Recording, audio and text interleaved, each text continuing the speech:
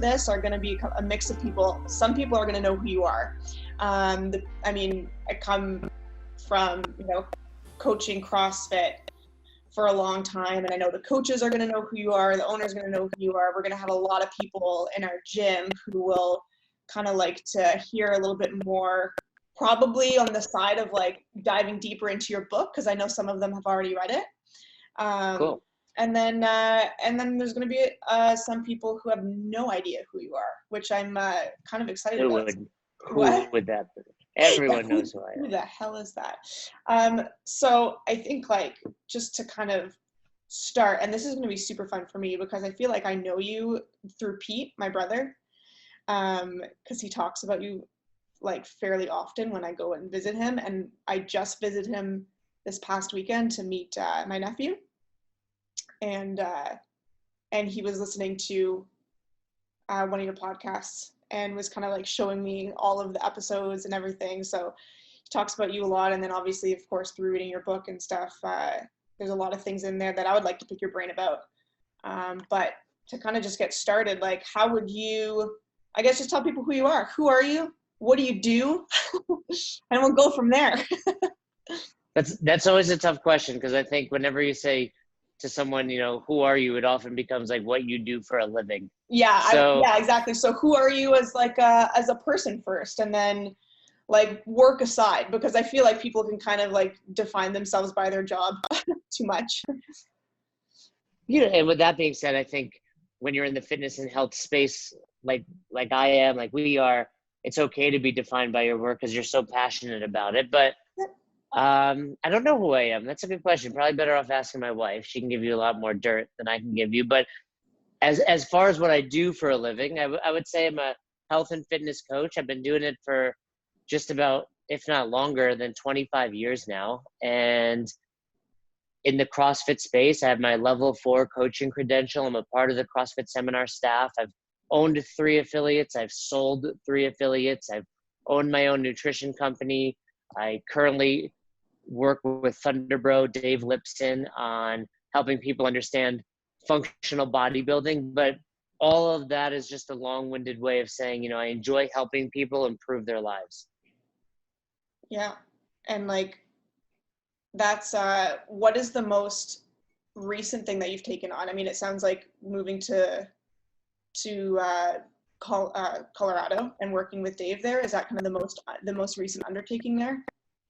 Because you just gave me a list, right? Yeah, I think that was pretty much in chronological order. I moved out here. We moved out here late October. I worked with Thunderbro. My wife worked with Camille in Feroz Fitness. I would say outside of that, my most recent undertaking, you and I were talking about it, is I have my book, Best Hour of Their Day, and I'm recording an interview on every single chapter in the book. So I didn't tell you this. I got the idea from David Goggins. He has a book called Can't Hurt Me.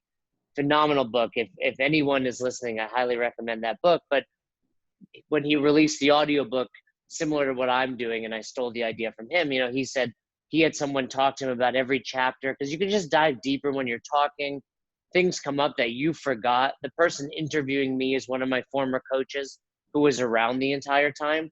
So he brings up names and experiences that I completely overlooked when writing a book. It's funny. I tell people it's like your brain is like a filing cabinet, and you're like, oh shit, I forgot about that folder. It's all dusty. Like, let me dust it off, and you open it, and it's like, I remember all of this, so that's what it's been like recording those episodes.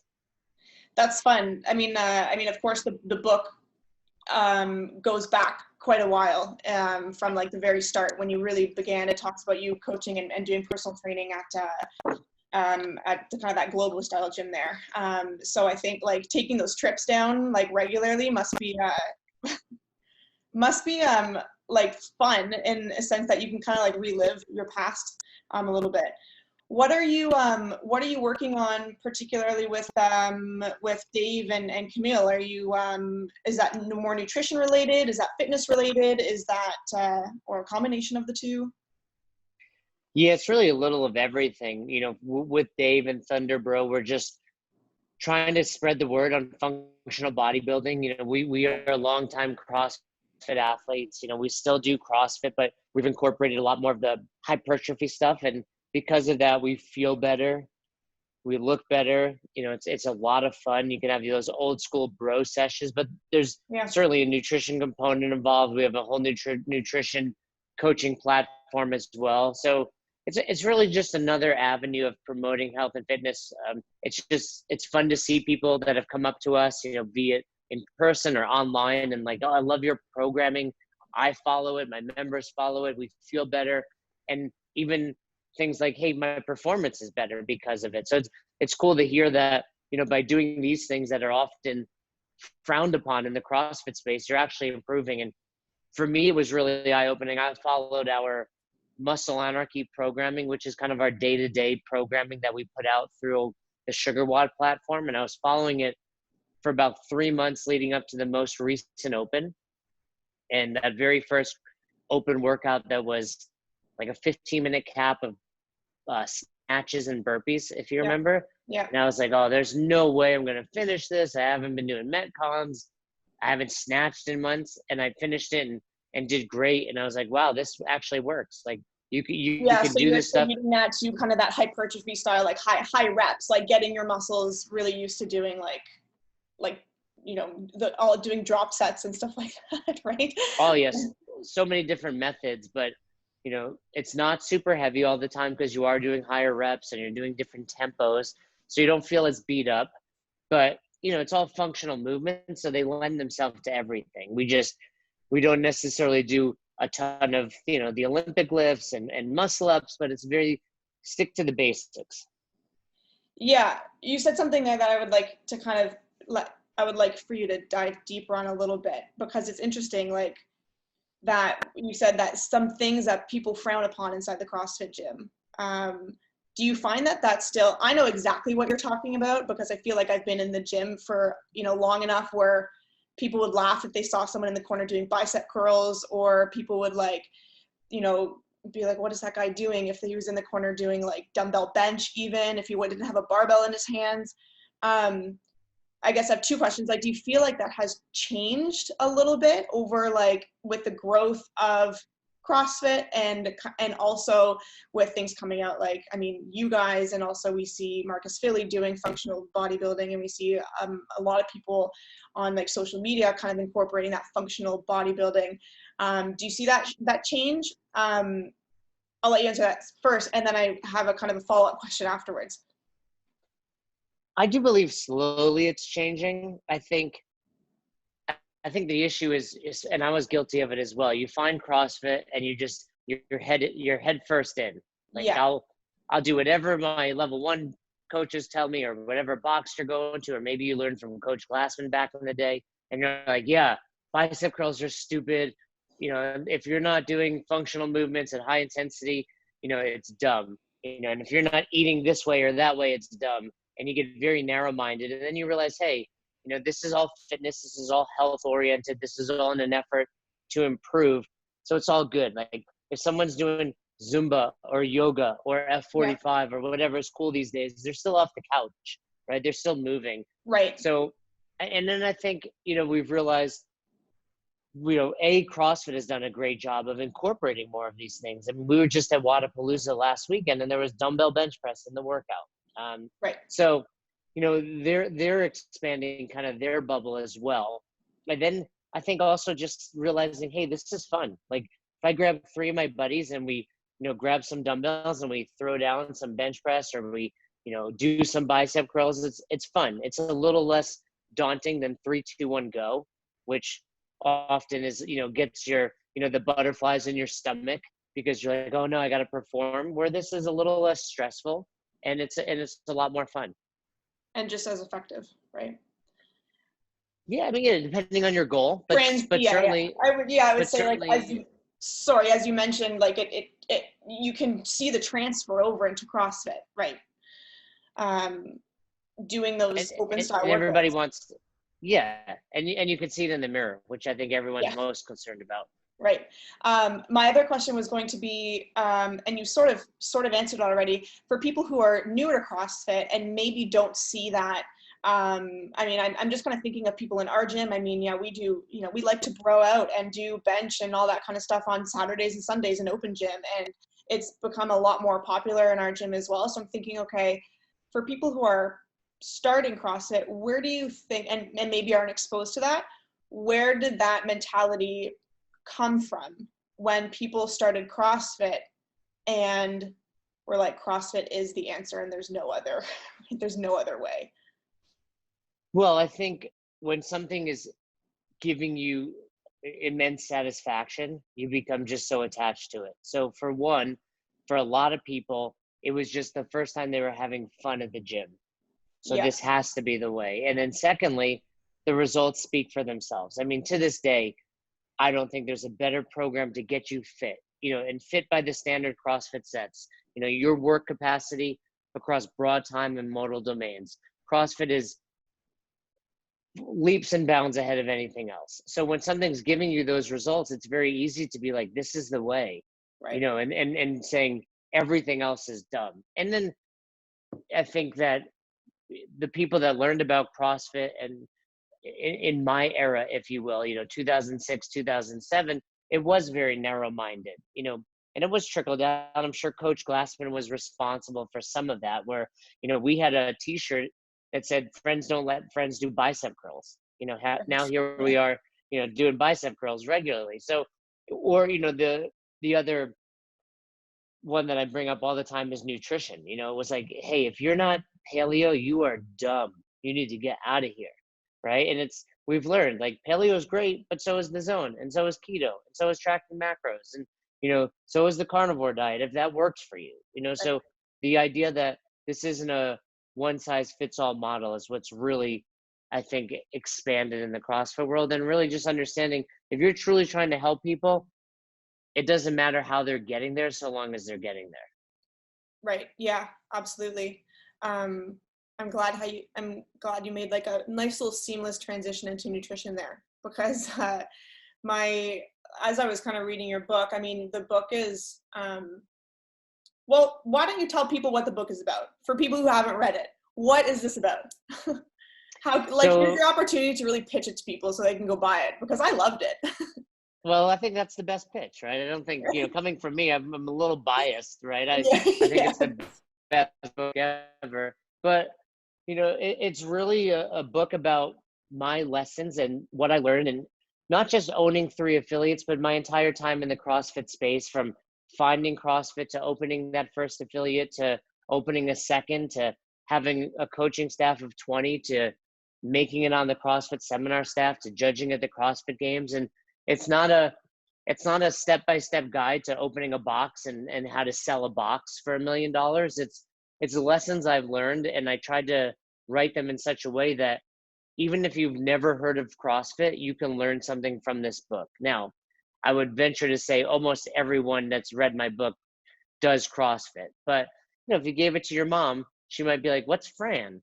You know, but she would understand. Yeah, she would understand the lessons involved. And it was really cool to be at Wadapalooza this past weekend and have people come up to me and say things like, wow, you know, this, you know, chapter 21 really resonated with me. And I'm like, which one was that? You know, so, you know, but it was fun to hear that everyone kind of can understand it. And if you're a box owner, chances are anything that I've spoken about, you're living. And sometimes it's just nice to realize you're not the only person that goes through it. Like we just talked about rep shaving on the most recent interview we did for chapter 19. Okay. And it's like, hey, every box owner gets it because every box has had someone that cheats at CrossFit. Yeah. And it's how I handled it, how I dealt with it, and what the outcome was. Yeah. But you're absolutely right that these lessons they're not just lessons that a gym owner can. I love your water bottle. That's amazing. That's my gallon. I have a question about that after. Yeah, the lessons there are not strictly applicable to a gym owner. Like that, you know, that chapter about having a member in your gym that sheaves reps is, I mean, in the grand scheme of things, it has someone who's cheating themselves on something that's going to benefit them anyways. And like, I mean, I think anybody, either business owner or a parent or a manager at any company, can take that and apply it to, you know, their staff, their kids, their, you know, whoever they're looking to teach that particular lesson to. Yeah, and if you're doing it because you want to teach lessons, there's probably better books out there. You know, I'm Right. sure there are better books, but if you understand CrossFit, I think this is the best one. You know, obviously there are other great CrossFit books out there, from Dave Castro's to Ben Bergeron's, but I think this is a little bit of a different. You know, I always refer to it's like we're chopping the tree down from a slightly different angle, and I think it's an angle that no one's really approached before. And there are a lot of things in that book that no one else on this planet has done. You know, there's no one on this planet that I know of that's opened 3 affiliates and sold 3. There's, you know, only a handful of people, you know, your brother being one, that have made it onto the CrossFit seminar staff, you know, judged at the CrossFit games, ran regionals. So I have a slightly unique vantage point on all this. Yeah, 100%.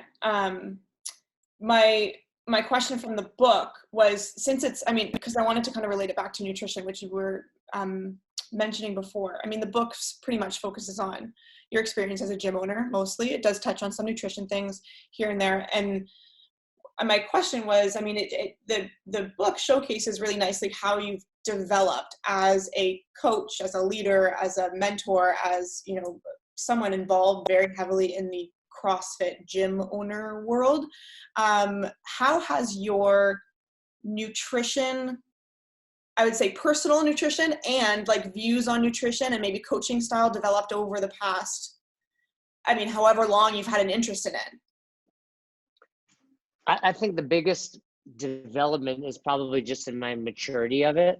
You know, like I said, especially I took my level 1 in September of 2007, and it was one of the last few that Coach Glassman ran the entire weekend. You know, a handful of other people. Let me give my wife a kiss goodbye before she goes. Sorry, sorry, babe. Say hi to Robin on her podcast. Hi. I'll talk to you later. Hopefully, that's something, you know, mature. When we speak about maturity, I wouldn't have done that a couple of years ago. But I love my wife, and I'm saying it extra loud so she hears it as she walks out the door. But you know, when I came back from that level 1, it was paleo zone, and that's it. There's nothing else. And I remember, I was a big yogi before CrossFit, and I remember telling people yoga was stupid. I was a vegetarian before CrossFit, and I was telling people being vegetarian is stupid.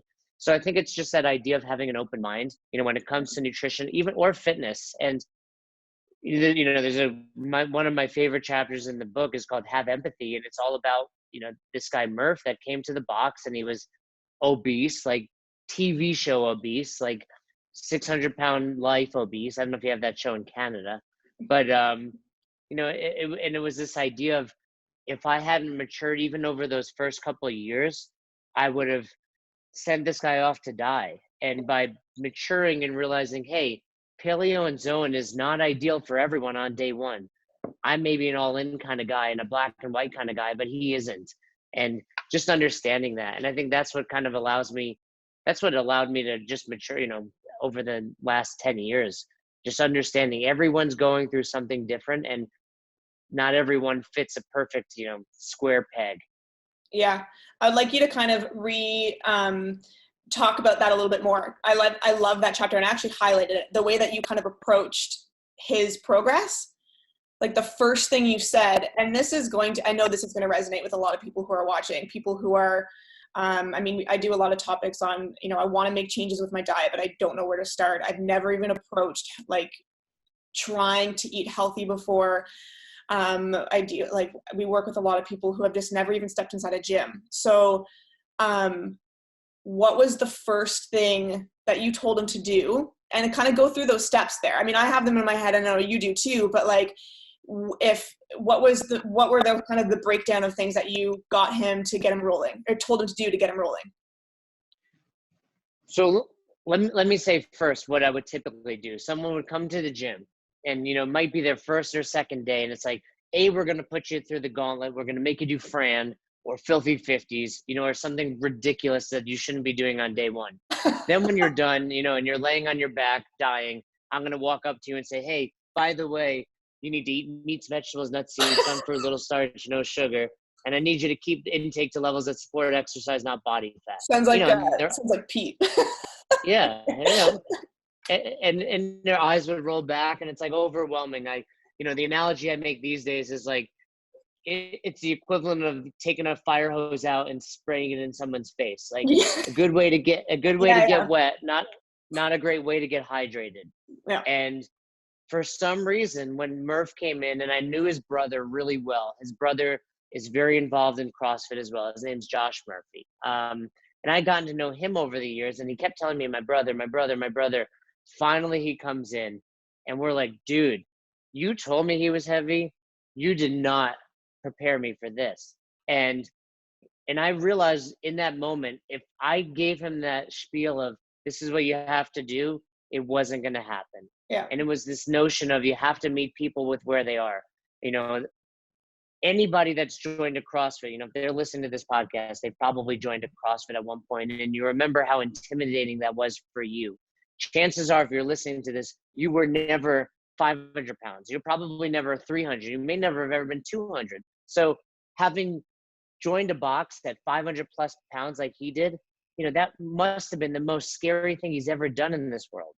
So realizing, hey, all I got to do is make this fun for him and get him to come back tomorrow. At that point, and it wasn't the next day, but maybe a week later, hey, Murph, what do you eat? What's your day like? Okay. And I talk about it in the story, getting to know him. It's like, here he was, this 30-plus-year-old man living in his parents' basement, playing Dungeons and Dragons. I'm like, hey, dude, let's make one change. Let's just drink some water. Let's cut out the Coke or, Mountain Dew, if you will. That's what he was drinking. Right. The first, yeah. What you said, I mean, you probably talk about this a lot, so you forget it, but I remember this so clearly. What you said was, don't stop drinking Mountain Dew, but drink Diet Mountain Dew instead. That's right. Yeah. And I tell people that, and they're like, what? Diet soda is so bad for you? I'm like, it makes sense, right? Yeah. What's bad for you? Being 500 pounds. Yeah. So, and ultimately it wasn't like, hey, we're going to stop there. It was, that's the first step. And that's one thing I've really learned over the years is you got to give people those small wins. So when he came back after his, Dungeons and Dragons match or whatever Dungeons and Dragons are called, it was like, hey, Jay, we did it. We did Diet Mountain Dew. He was excited. That was exciting for him. And when you're 500 pounds, weight melts off with these little changes. We didn't need to go to paleo. We didn't need to go to zone. He was still eating fast food and chips, but he simply by switching from regular to diet, he was dropping weight. And then when we made the switch to water and all these other little things, that's when it's like you're just snowballing win after win. Yeah, exactly. And that snowball effect motivation comes from like seeing those results too, right? And I think like doing something so small, seeing results, getting that motivation going, and that motivation allows him to walk into the gym and be like, okay, give me the next thing. And then it kind of just like it just grows and grows and grows. So yeah, I really loved reading about that, because I think people, like you said, they just bite off so much more than they could potentially chew. And especially when it comes to their nutrition, they do a complete 180. They think it's going to stick, and maybe it does for, I don't know, 3 weeks, 4 weeks. And then, and that all or nothing approach just isn't sustainable. So do you have, when's the last time you saw him? I think it's been like a couple of years since I've seen him, but I'd say we text, a couple times a month. Yeah, we certainly stay in touch. And I tell everybody, I remind him that I saved his life. Like, don't get me wrong. He hears about it from me.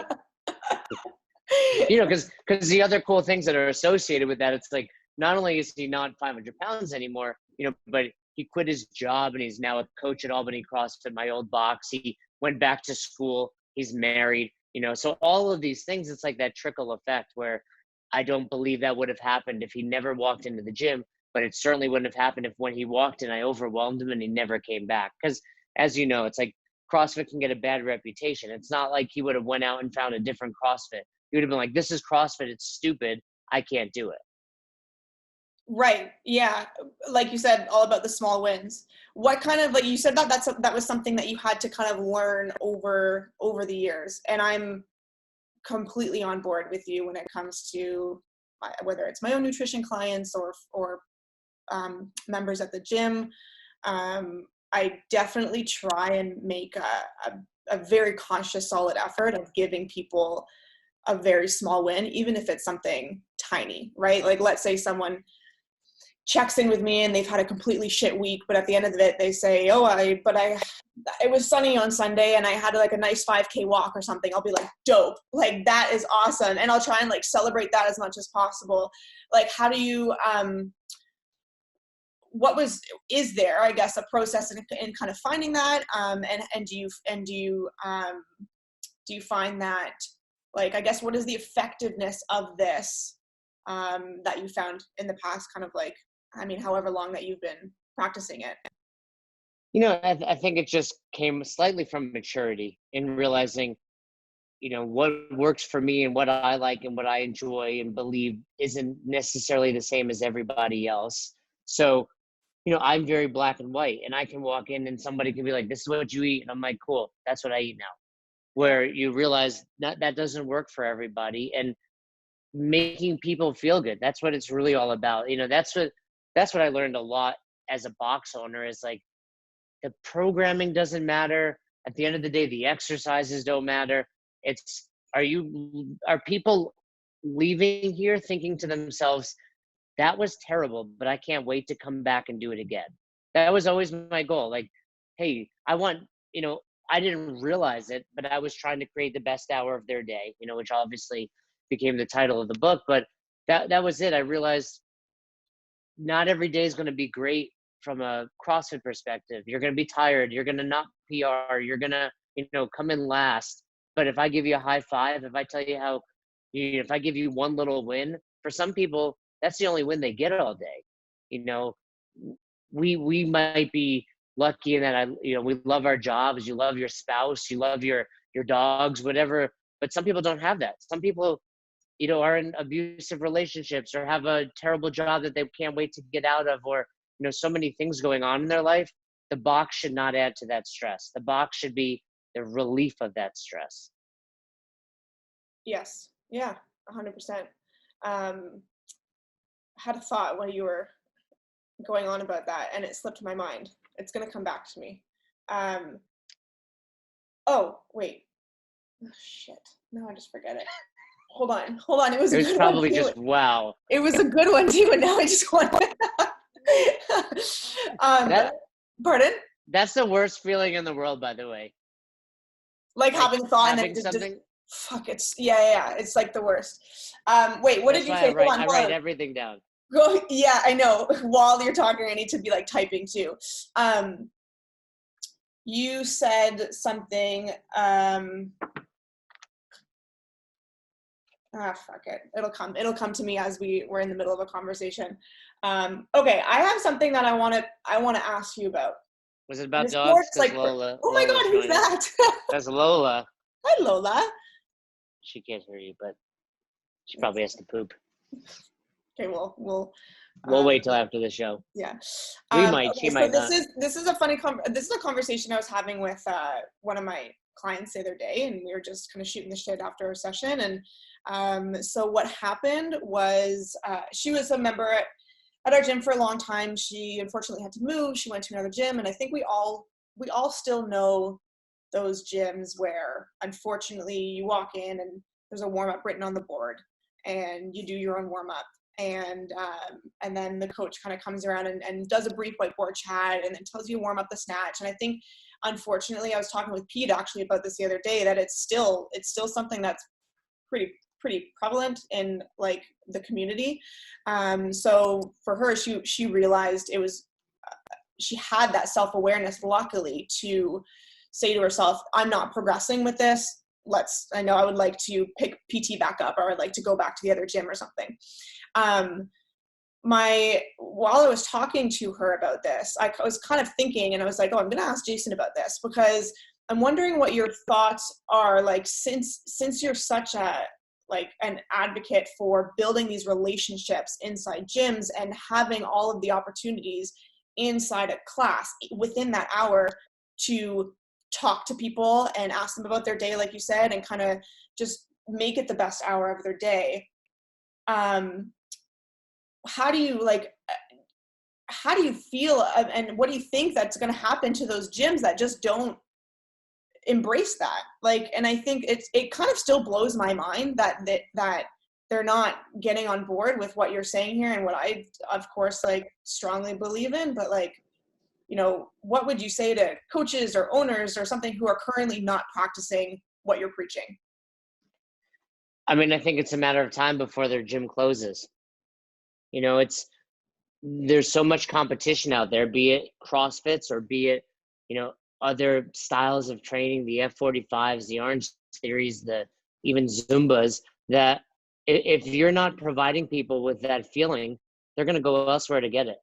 You know, and I think it's almost coming from a selfish place by the box owner. They're putting themselves in front, like, this is what I think, this is what I believe, this is what I know.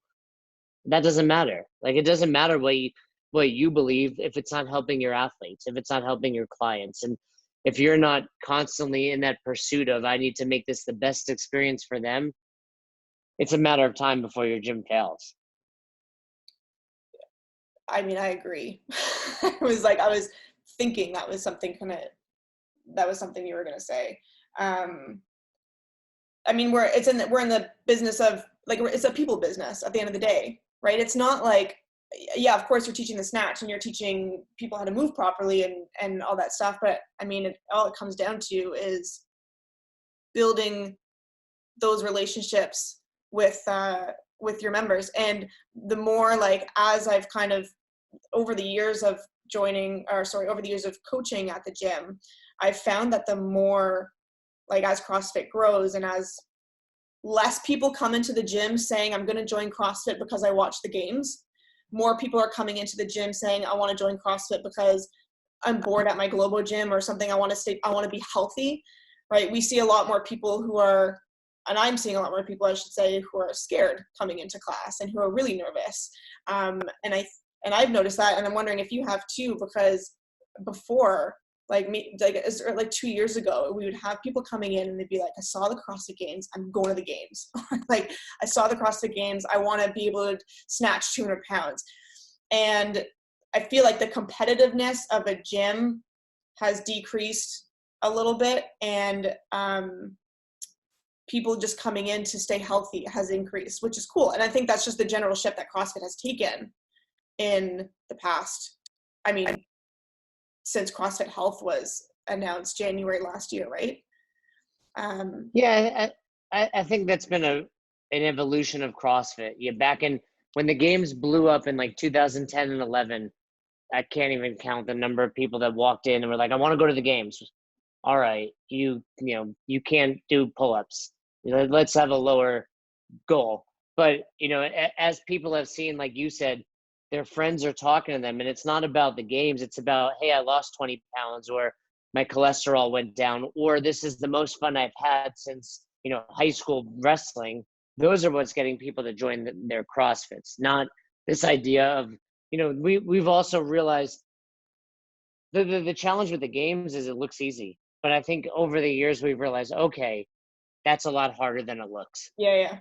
Do you think those older, well, I say older because I feel like they're older. Do you think those gyms that are kind of still taking that approach of not coaching so much, or not maybe building relationships with their members, are those older gyms who are still maybe have like maybe they have a top end athlete or a regional athlete, or maybe they have a lot of existing members who came into the gym during that period of time who kind of saw CrossFit as this like sport and I want to get really good at it, and that's what kept them like in the gym, and their coaches feel like they don't need to I guess nourish that relationship with them because they think they're going to stay. Like, that's kind of where my head goes. Like I'm trying to think if I know of any newer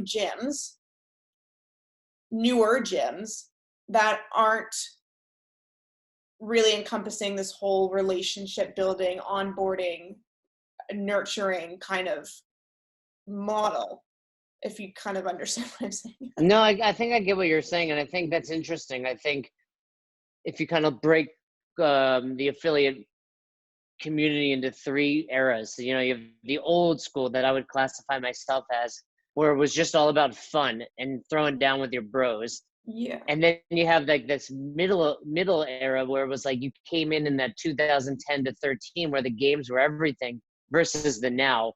And I think the old school people like myself kind of ran full circle, but we remembered what it was like back in the day. And I think that's kind of the paradigm shift we're seeing now. So that middle group never experienced it.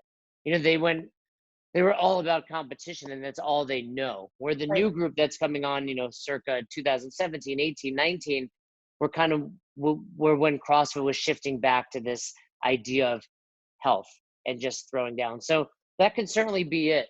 But I would say unless you come full circle or you start where it's like, all right, this has to be the best hour of their day. The fitness is a great byproduct of that. But ultimately people have to want to come back or they're not going to get fit anyway. That's what it's going to take to be successful in this space. Yeah, I really I really enjoy that whole, like, that middle. I like how you kind of segment it. And I'm not old enough or been around CrossFit long enough to even really know the first half of that kind of mid section there.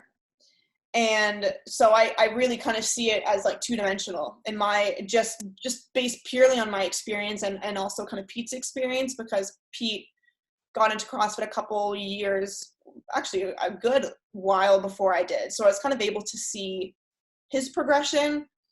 And then, 5-6 years ago when I started coaching, and then the progression through that. So I really kind of see it as like, okay, there are older gyms who rely on their members, their member base through like an athlete they have at the gym, or their coaches are athletes, and they rely on that competitive nature. And then I see like the shift into newer gyms who are taking this approach that you're talking about. And I'm really interested to see what happens to those older gyms, and if they make that shift and they do come full circle, or if they unfortunately close. Like, I don't know. I'm just kind of curious to see how it all turn out. And I'm not suggesting that's the only reason a gym will close, but No, yeah, and you can be wildly successful with a very competitive box that doesn't do that. But I think, absolutely. I think ultimately a box has to be fun. People are spending, $100 to $200 a month there. Yeah. They're only going to come back so much because you're great coaching, right? They're Right. going to come back every day if it's like, this is really fun for me. This is really fun. Yeah, absolutely. Yeah, that's really cool. I'm glad I got to pick your brain about that. Okay, I have a question about your jug. So Pete told me his funny story, and I really want to, he's like, you have to ask Jason about this. So we were talking about the 800 gram of fruits and vegetable challenge from Optimize Me. And he goes, ask Jason about what the strategy he took to get 800 grams of fruits and veggies in a day. Do you know what he's talking about? What strategy I took? The blended strategy. Oh, well, that's kind of what I was thinking. Yeah, I'm a big fan of EC and the Optimize Me, nutrition and her 800 gram challenge. And it really impacted my nutrition. I track macros, and for a long time, it was all just this, if it fits your macros mentality. Yeah. Donuts are great, which I still believe in. Don't get me wrong. I still think everybody needs to have foods they enjoy in their life, but I think the foundation has to be good quality. So, no one like loves people that say they like Brussels sprouts, they don't like Brussels sprouts. They like this new idea that Brussels sprouts always come with bacon, and cheese on them. So for me to get 800 grams, it was often I'd put my blender on the scale, and I would just put 800 grams. I would, turn it on, have the grams, and then just put 800 grams of fruits and vegetables in it, blend it, and drink it. This really reflects your like black and white. Someone tells you do this, and you're just like, okay, I'm gonna figure out a way to do this. Yeah, I mean, I was like, okay, that doesn't sound dumb. Eating more fruits and vegetables is probably a good idea. Yeah. And it wasn't always all 800 grams came from that, but there are definitely days where I'm like, man, I've been busy. I'm not, I've ate out a couple times. That's a quick way. And the cool thing about it is when you throw it in the blender, you're still getting everything. I'm not juicing it and not getting the fiber. Right. It's just, and it tastes good. You can throw in a scoop of peanut butter or whatever you want with it, but you get your 800. And I don't necessarily drink it all at once. Sometimes it's there and I just drink it throughout the day. I would keep putting it back in the fridge. Like, how big was that? Oh, it's big. It's one of those Vitamixers. But and then you put it back in the fridge, and then the challenge is, depending on how much water and what you've put in it, it kind of like solidifies in weird spots, So, but at the end of the day, my only goal was to get it down. Man. It works for you. How long did you do that for? I still do it. I mean, I don't do it as back then. It was my only way of getting it. Where now it's become on those busy days. It's rare that's it. Typically now just have like a ton of spinach and other things in the fridge where I just throw 200 grams on the scale and eat it at every meal. Right. Yeah, that's a smart way to do it. That's actually so funny. You said donuts. You're in Colorado. Have you had Voodoo Donuts yet? Of course I've had Voodoo Donuts. I had Voodoo Donuts. Actually, I took a picture with the founders of Voodoo Donuts. Oh, there's one in Miami too, right?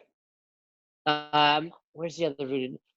I think the original Voodoo Donuts was based out of Portland, Oregon, and then I believe they went to Austin, Texas. Now there's at least one in Denver, and I think the newest one is actually opening near Disney World in Orlando. Not that I'm like an expert on that. I just happen to know all that. I'm dying because okay, that's like, you could write, that's your second book right there. Like the history of I just know a lot about them, but where were we? I think it was in Portland. I think we were in Portland like last September, and we were sitting there. My wife and I, went to it was the original Voodoo Donuts. I got an Old Dirty Bastard, which is like, they're my favorite. And she got, I think, what are they called? The Memphis Mafia or something. And we're sitting there, and there's these two like kind of strange people sitting down, and then clearly someone's interviewing them. And I'm like, who are they? Must be someone. So I Googled owners of Voodoo Donuts, and I look, and it was like an old picture like 20 years ago. And I'm like going back and forth, like looking at them. And I'm like, that's them. So we went up to them and took a picture with them. Like most people take a picture with athletes and, celebrities, and I take pictures with donuts. Like, thank you for your creation. Yes. But I could walk past like Brad Pitt and not give a shit. But if you founded a donut shop, I want to take a picture. That's hilarious. Okay, I want to wrap this up a little bit because I try and keep these interviews under an hour because that's just who I am. Because I find I scroll, I'm just I don't know if you do this too. I would love to sit down and listen to Joe Rogan podcasts, but they're all 4 fucking hours long, and I'm like, okay, this is gonna take me 3 days to get through. So whenever I go through podcasts and choosing ones I'm gonna listen to, I always look at the time. That's just a me thing. It's super weird, but. No, I agree with you. If it's I'll download a Joe Rogan podcast if I'm traveling, right? Yeah, because you got a nice road trip to do or something. Yeah, but it's impossible. You can't keep up with all of his podcasts, So the trick to that is, I think what I found with Joe Rogan is he puts some of the best clips on YouTube. So I just go watch the clips. Yeah. Collect the good parts. Your podcast though, Pete was telling me about, it's they're shorter, yeah? No, I'd say our average is 45 to an hour. Yeah. Oh, is it? Okay. Maybe I was mistaken. I need to get on there. But he was telling me about. We might have kept Pete short just because he didn't have much to talk about. Really, Pete? Yeah, I was just kidding. Oh. Pete loves to talk. Yeah. Okay. He was specifically telling me about you having all of the level 1 staff on and kind of just talking to them about whatever. And going through I would like to go through all of the foundational movements one that you're doing. You did a podcast on every foundational movement, right? I don't think we've done all of them yet, but we're slowly working on it. And then also trying to take it from different perspectives, hey, this is how you teach it. This is what you see. This is how you correct it. So over time, we're certainly going to get to that. And those tend to be the ones people really enjoy those. You know, a big base of our listeners are box owners and coaches. So there's not many people doing that and talking about something simple like, you know, where do you look to see someone's air squat? Yeah, I like that. Now, I was like, could a gym owner or a coach, like, could they use these podcasts as, like, you know, giving it to their coaches for, like, coaches development? Like, would you recommend something like that? Or, like, how would you recommend someone digest this information, take in this information?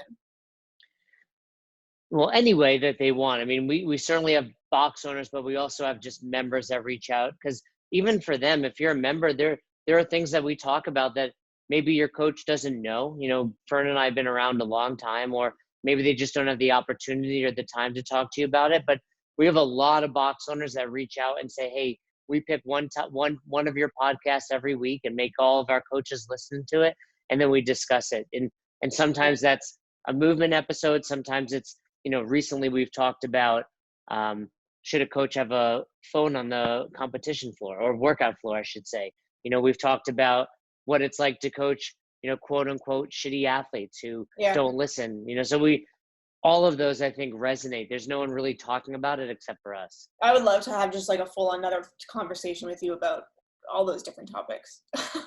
Well, good thing is I enjoy talking about it. So I'm happy Yeah, to do no, it. it'd be really cool. I mean, like, these are all things our gym does a really good job of having like bi-weekly coaches meetings. I love them. We do like coaches development every 2 weeks, and our head coach gets up and she chooses a topic to kind of just go over, and we you know, shoot the shit and hash things out and get into some heated debates sometimes on, you know, whatever topic it is. And there are just like some things that I would love to kind of like pick your brain about eventually and take back to the team too.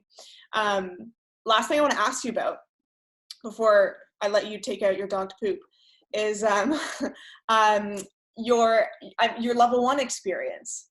I just want to know more about that as someone who I interned for them as well. I probably would say that if I wasn't doing what I'm doing now, I might, I mean, like, hopefully would have been on level 1. I had no idea how many internships that you did. So for people who don't know what it is, what is the internship process? Like, briefly. Well, yeah, and it's a little different now from when I did it, right? So now, mandatory, you have to have your level 3. From there, it's virtually the same, but, you know, back then you didn't necessarily need any prerequisite. It helped to know somebody. So I was around for so long that I knew, I mean, I had a direct line to Coach Glassman if I needed it, Dave Castro.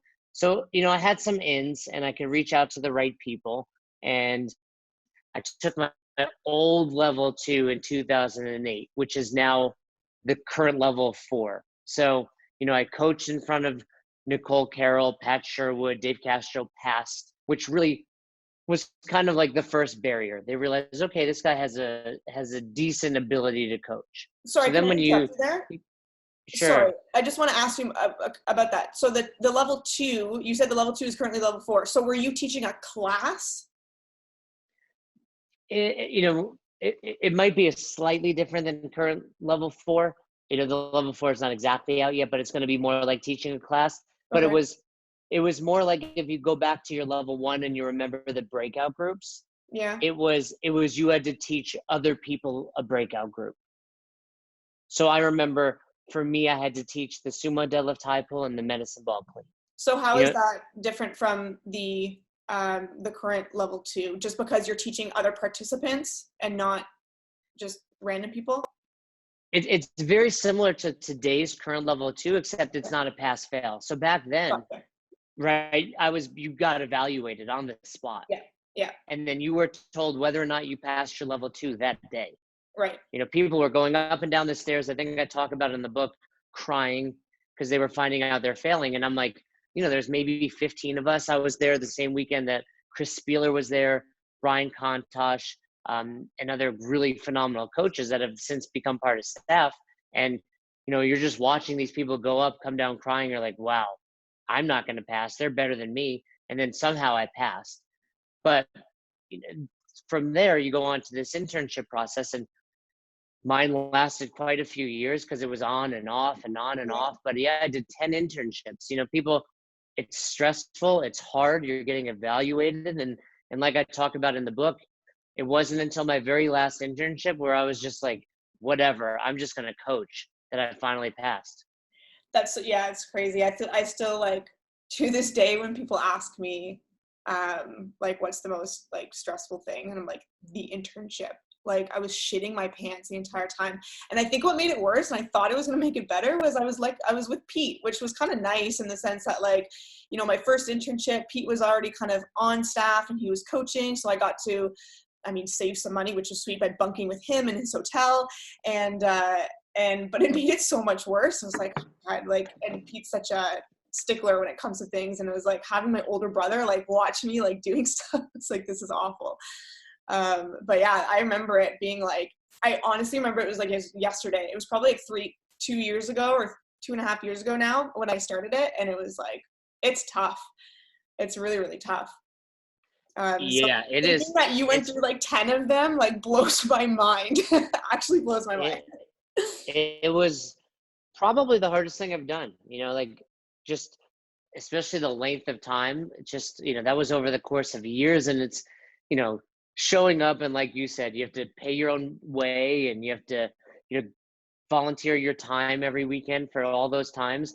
That part's hard, but it's more just the pressure for the 2 days every time is It's really, exhausting. it's exhausting is the best way to put it. Like, a level 1 or level 2 to this day is exhausting, right? Because you just bring 100% of yourself and as much energy as you can.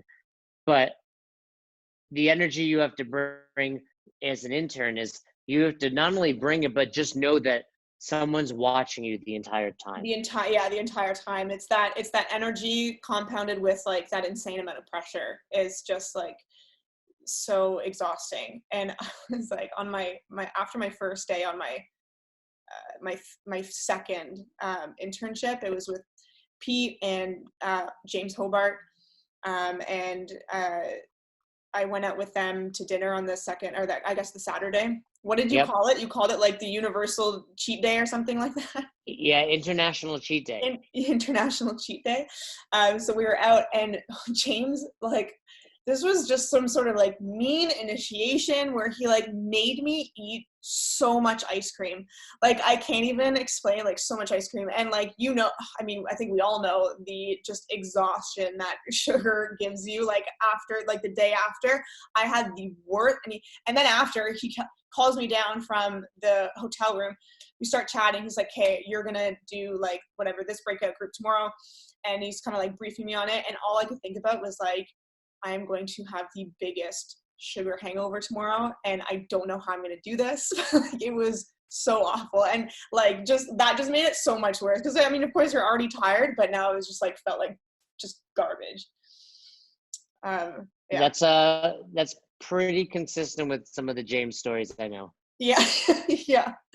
Typically it involves alcohol, not ice cream though. So I think Oh you got God, off no, I easy. wouldn't even, I couldn't even, I would just be like, no, I'd come down like in tears. Like, I can't do this. Like, I don't know what you're doing. Yeah, it was good. Like, it was such a learning experience for me. It was like so amazing. Having Pete to do it there with was really, really cool. Meeting James was awesome, and having him as like a mentor for 2 days was really, really cool.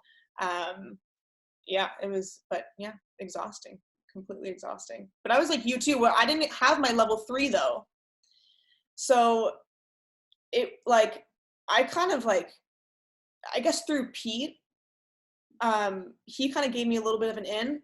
Well, actually what happened is, did my level 2, and Nicole, not Nicole, gosh, I'm blanking on her name, starts with a D, and she's at Reebok CrossFit One. Denise Thomas. Denise, thank you, Denise. She was there, and she kind of pulled me aside after, and I think she knew I was like Pete's sister, and she's like, hey, you should come intern. I was like, dope, like, this is gonna be so fun. And I did my first one with JMac, and then the second one was with James. But the, like, after that, the second one, do this and then come back, right? And then I'm like, okay, gotta get my level 3, gotta get my level 3. And then they would reach out. They're like, actually, we want you to come back and do another one. I was like, okay. And then I was like, sure, don't want me to get my level 3? And they're like, no. And I think they just really needed girls, because I think they're like, when Pete was like, yeah, like they always need to ship girls from the States to Canada. And so they're like, we really want a girl on staff. And I was like, okay, sweet. So I went for a couple more. And then roughly at the same time as I was interning, I started traveling every single week for nutrition seminars. And as I was like kind of growing my business, it was like, shit, like what? And I was kind of came to this crossroads where I was like, what do I do? So I actually, declined my 4th internship to do nutrition. Well, you got to get back on it. And I think people, because that's one of the most common questions Fern and I get at best hour of their day is like, how do I get on staff? And it's, the easy answer now is have your level 3, but that's slowly developed over the years. And it was at first just a states thing because it was easier to find the places to take your level 3. And then I'm sure Canada was very quick to join that, but it's, it's often also related to where you live and what gender you are. So, there are areas in the country where it's like super saturated, like California or even Colorado to some extent. Yeah. And it's like, we don't really need staff because it's very regional based, although we travel a lot. I mean, I've been all over the world, 9 out of 10 seminars, you're within driving distance or a quick flight. Right. So, it's very based on that. And then like you said, also your gender, right? Luckily for me out here in Boulder, most of the staff is females. So I actually wind up working a good amount because they try their best to have, a male and female at every seminar, which I think is important because, we all resonate with people differently. So, just because you passed your level 3 doesn't mean you're guaranteed an internship spot. Right. And obviously just because you're interning, it certainly doesn't guarantee you're going to make it on staff. 100%. Yeah. Far more people don't make it on than make it on. Yeah. Yeah, absolutely. Well, how many are on staff right now? It fluctuates a little bit, but I'd say around 200 at tops. Not many. And when you compare that, to the number of coaches in the world, to the number of people in the world, it's very. I think it's a very, very prestigious position, which is why 10 years later I still study for every weekend. I still give 100%. Like you show up on Saturday morning and you're ready to go for the next 8, 9, 10 hours because EC, actually someone we talked about earlier with the 800 grams, told me way back when, she's like, when I'm teaching a breakout group, I'm looking at these people. It's like, this is $10,000 worth of, seminar dues right here if I'm coaching 10 people. And it's important to know, like, how important is, for some people, that's like, for me at the time when I took mine, it was literally every last dollar I had, right? So if I would have had a crappy experience, it would have turned me off to CrossFit. And that's why, I'll meet someone at Wadapalooza just walking around who's like, you did my level 1, in 2008. And it's like, wow, that's awesome that you remember me. That's cool. Yeah, that's really cool. Hey, thank you for your time. That was really sweet. Did you remember what you were trying to remember earlier? Fuck, I don't. I'll like text you in the middle of the night or something and just be like, dude, like this is it. You gotta. Yeah, I've learned. One of my former mentors said, "The pen is for remembering, the mind is for thinking." And that's always meant like to me, like, hey, that's why I always have my phone nearby. If I think of something, I write it down because that feeling of like, what was it? Then it'll pop into your mind like when you're in the shower. And at a completely irrelevant time, and there's no way. Yeah, exactly. I don't know what it was about. It was about something that you were saying, but anyways, it'll come to me maybe. Who knows? We'll have a part. We'll have a part 2, I'm sure. What? Yeah, we'll have a part 2 strictly on like, I don't know, what we can just do like a very topical like thing. How to coach. How to coach. What was that one there? How to coach just uncoachable people. Yeah, coaching shitty athletes. That was a recent episode we did. But before I sign off, what was your favorite chapter of the book? My favorite chapter, I look at this. Look at that. Look at that. I tell you what, every time I see someone posting a picture on Instagram of my book, I'm like, wow, this is crazy. Weird, like, eh? It's very strange to me. Or like people asking me to sign it at Wadapalooza. It's like so surreal. I can, yeah, for sure. I mean, this is the first, like, when did you start brainstorming? I mean, I don't know the book writing process. I'm not even going to try to understand it, but like, I'm assuming there's a lot of like thought that, and like just brainstorming and stuff that goes into it first. Like, when did you know that you wanted to write a book? I guess is what I'm trying to ask. I mean, I had written a book on nutrition. You know, we have an Own Your Eating book. So I had done it before, but that was very like black and white, like the science of nutrition. There's a lot of stories in there, but it Yeah. wasn't the same. And the book, Best Hour of Their Day, was over a year in the making. And it really, what it started as is I wanted to put up like blog posts or Instagram posts and like just talk about coaching. And as I started writing one story and then another, I was like, wow, I got a lot of these. And then I like would just kind of dump my brain of what are some of the best stories I have, you know. And then it went through many iterations. I got an editor, so you know it was a long time coming. But you know, for anyone looking to write a book, I would highly encourage them to do it, just to write. And people said, well, how do you do it? I was like, it didn't matter what day, it didn't matter where I was, it didn't matter what I wanted to write about, but I would open up this Google Doc and I would type for, you know, what I would say 200 words. I was like, you got to put 200 words down on paper. And if they're shitty, they're shitty. But most of the time, if you can get to 200 words, it's going to be 1,000 words. Yep. Yeah. That's just start, right? Even if it's something small. I like the, so lesson 23, the Dharma of CrossFit. I love that one. And, I mean, I know you talk about, kind of do you still like currently kind of study Buddhism, and are you into all that like still? I very much am. Funny thing, I actually almost didn't put that chapter in.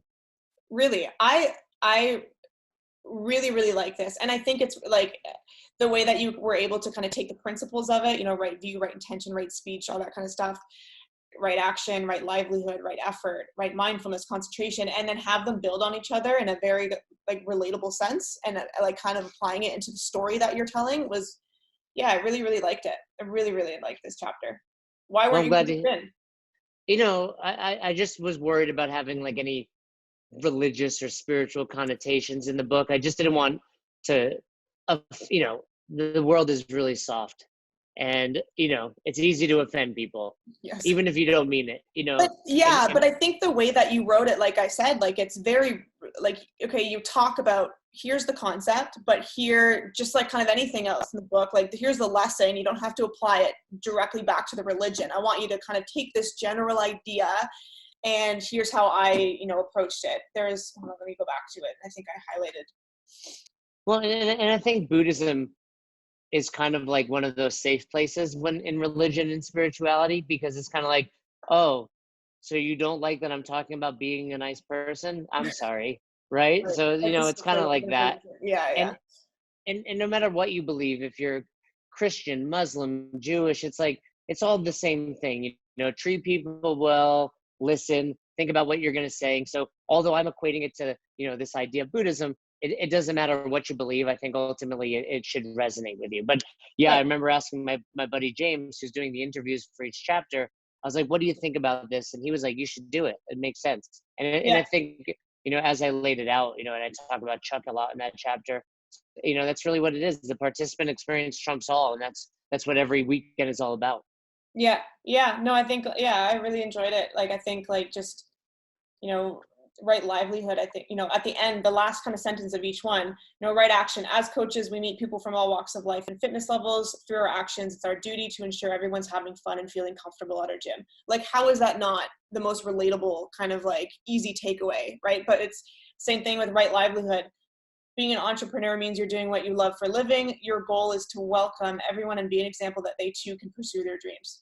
Like, okay, you can't get mad at someone for putting religion in a book if that's what you're relating it to, right?